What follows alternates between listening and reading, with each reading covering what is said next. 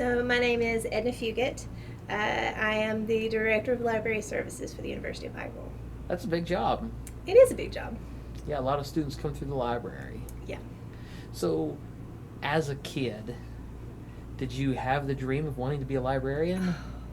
So as a child, I can remember whenever I was in grade school, there was this librarian, Miss Slater, who I loved and I wanted to be just like her. And so there was this brief amount of time when I was in grade school that I did want to be a librarian. And then I thought, they don't get paid enough. I don't want to do that. Even when I was little, that was the thing. And so I moved from that to wanting to be a judge. That's what I wanted to do. And but in order to be a judge, you have to be a lawyer. And that also seemed like a thing to do. But really, I wanted to be the judge. Obviously, that didn't happen. But as a child, that's what I wanted to do. It's moved. What I want to do has moved slowly but surely over the course of a period of time. As an adult, let's see, librarian, lawyer, judge. And then as I became an adult, I actually wanted to be an archaeologist, which was what I had went in to train to be. I was halfway through when I stopped. So, it took some training at going to be an archaeologist. Would you say that would be your dream job? That's a hard thing for me to determine. At that time in my life, archaeologist would have been my dream job. But I've always been that type of person of whatever I'm doing at the time is exactly what I want to do. So, case in point, when I was studying to be an archaeologist, I also worked at a U-Haul in their mechanic shop. I did their data entry. I was the one lady in the office. And I loved what they did so much, and they would take me out and they would explain all of the mechanics and what they were repairing and let me run their computer diagnostics. And I thought, this is what I want to do. And so I looked up mechanic schools to see if I could go in. I almost opted to do that.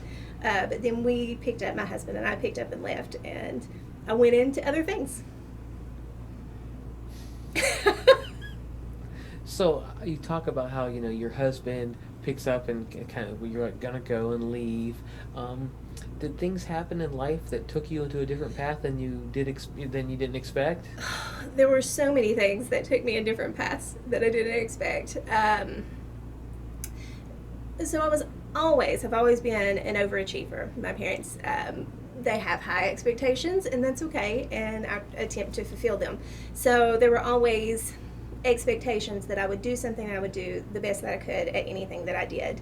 But then upon graduating from college, my husband was called into ministry. And so we both went to seminary, which is where I studied archaeology. We both went, and so he became a pastor. And at the point that he becomes a pastor, you pick up and move. You have to go wherever you're called to go. And so at that point, there was never a sense of stability and never really an understanding of what I would do afterwards, because we were consumed with that. And it didn't feel up in the air, but also it was up in the air. So that made it an interesting time for quite a few years. Yeah, so uncertainty is a part of the journey.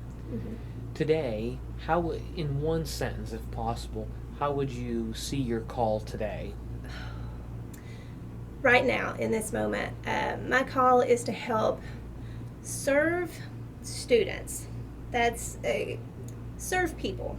People is better, because I feel when I'm in my job that I want to serve the students and I want to do the best for them. But there's also other people around that help make that possible. So you also have to serve faculty, you have to serve staff. But when I'm at home, I also have to serve people, and I want to serve my family and help them grow. So it's just a constant state of juggling how to help other people grow through my job, and then how to help people grow at home. So you have this real passion to help and support people. How do you see your job doing that today? I'm working that out. I haven't been in this job that long. I've always gravitated towards jobs that are maybe service oriented. I mean, even if you think about it, being a lawyer and being a judge, those are service oriented. You're trying to help a group of people progress in a certain way. I've never had a desire to do a job that didn't do that.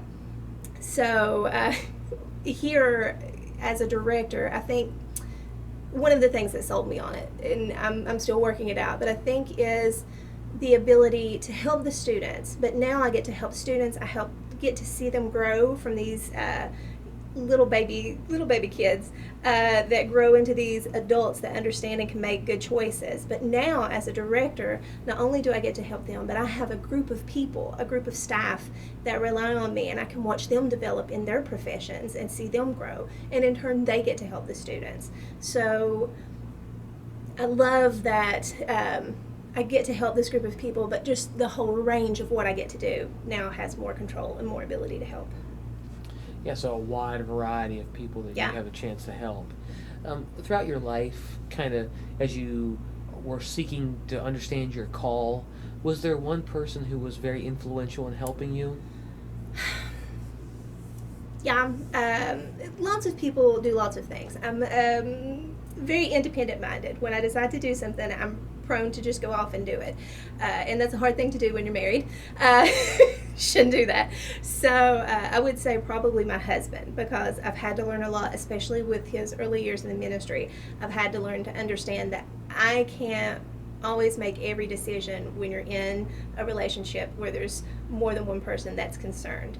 And at the point, throughout the first part of our marriage, I went with him and I did the things, and there came a point in our marriage where he said, I've had my time and now it's your time, and whatever I can do to make it so that you can do whatever it is that you want, you can do. And that was amazingly freeing, and not something you often hear in that sort of relationship. So he's given me the chance to do what I've done. We could be off doing other things, but instead he's held himself steady so that I can grow and do the things that I'm doing. So I would say him. If it hadn't been for him just going, do what you want to do, and also you can do what you want to do. You have the ability to do it. That was very important. So your husband in that moment to free you to pursue what is it you feel called to do. So how did you get on this career track now in the library? Yeah. So I fall into things. Careers, I trip into them every time. I've tripped into just about everything I've ever done, but it always works out well. So as a pastor, we came back to this area, and he was a pastor in the area, and I was looking for extra work because I'm also the type of person that has to be doing something. Had the kids, taking care of them, had some spare time, wanted a job. The public library had an opening, and so I thought, yeah, I wanted to be a librarian in grade school. Let's see how that will go. So I applied, and they hired me. And it took maybe 2 months before I realized this is exactly what I need to do. And so I just started school. Then I had to leave that job for just various reasons. I left that job, had another child, and then I get a call that there's a temporary position here. It was no big deal. It was part-time, wouldn't last long. So I said, sure, I've got some spare time. I think I'm getting ready to go to library school anyway, because even if I'd left that one, I knew I was coming back to it. So I started library school, and I started here. And I thought I'm going to go into being a reference librarian, because there's a bunch of different types of librarians, different things that we focus on.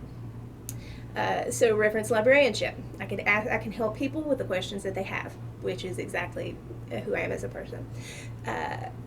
But then one day, tripped through a door. There was a locked office downstairs, and I asked what was in it, and they said just some old stuff that we had. And I said, is nobody doing anything with it? And my boss said, no, they're not, but if you've got some spare time at that desk and you want to, you're more than welcome to. And that started me being an archivist. So I went from expecting to be a reference librarian to going into a completely different field in the same area, but a completely different field, and then bouncing back into libraries now. That is so fascinating. Yep. Literally, a locked door turns out to really be... Literally. So when you think about important factors that help determine your call, there probably were some challenges and obstacles. Could you talk about challenges and obstacles, how you navigated them? I prefer challenges, but even challenges, things life is a struggle, so you can't really expect everything to go well. Even the things that are wonderful, usually there's something hard there. But I laugh because I always tell my husband it's the worst things that make the best stories, and I'm all about a good story, so it doesn't faze me too bad. But there's always the struggle with when to have kids, which is one of the main reasons that I stepped out of archaeology, because I wanted kids. And at that age, I had to determine, did I want the archaeology career more or did I want the kids more? So I made that call. I wanted the kids more. So that's what I did. And then once you get the kids, you love them. They're wonderful. I have fabulous kids.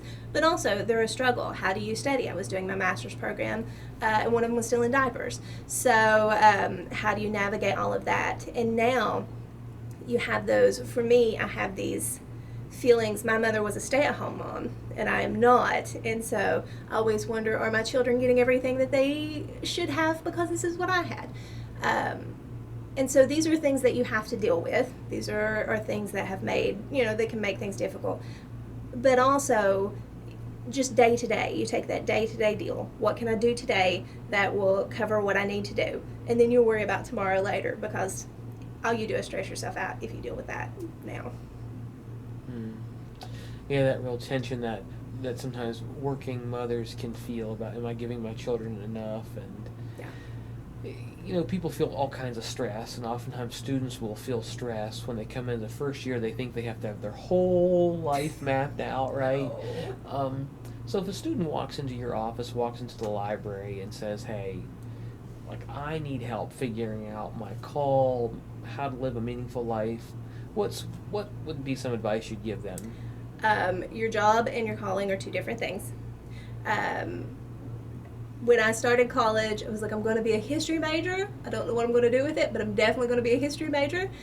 Before the year was out, I was a psych major, and before I graduated, I had a double major in psychology and religion. Was going to go to psychology, was going to go get a PhD in psychology, went to seminary. So, and then I went to a mechanic shop, and then I ended up a librarian. So, your calling, it changes, but I feel like there's this innate thing about you. Like, what do you want? What is it that you feel like you want to do? And you can do it in a variety of ways. So I want to help people. That's my calling. I like to serve. I like to be able to be there for people. How can I best do it? Sometimes it's going and helping prepare a meal, which isn't a job in the way that I do it. But also, that's part of fulfilling my calling by doing this thing, by helping these people. So it's great when your job and your calling can coincide. I think that's when you get the most joy out of what you do. But sometimes you have to get a job, and then you kind of fit your calling in around that. So never think that the decisions that you make as a college student are set in stone. Because I didn't decide to be a librarian until I was about 29. And I was long out of college by that point. So determine your calling, understand what it is about you that brings you joy and that can satisfy the thing that you want in your life. And then just kind of fit yourself into that. And don't stress if it changes. That's probably what I would tell them.